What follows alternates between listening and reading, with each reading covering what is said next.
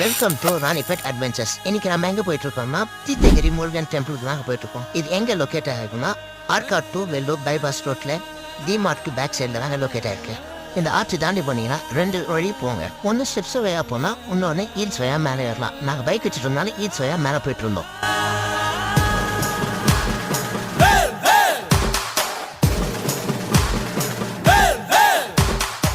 உள்ள போயிட்டு பார்த்தா 92 அடி உள்ள பிரம்மாண்டமான முருகர் சிலைங்க. நம்ம கேத்தகிரி முருகர் சிலை என்னைக்கு ஓப்பன் பண்றாங்கன்னா ஜூன் 8ஆம் தேதி ஓப்பன் பண்றாங்க. மறக்காம உங்க ஃபேமிலி ஃப்ரெண்ட்ஸை கூட்டிட்டு வந்துடுங்க. அப்படியே இந்த பக்கம் திரும்பி பார்த்தா இன்னைக்கு ஒன்னே வந்தாங்க தோணுது போடலாம் சாங்க.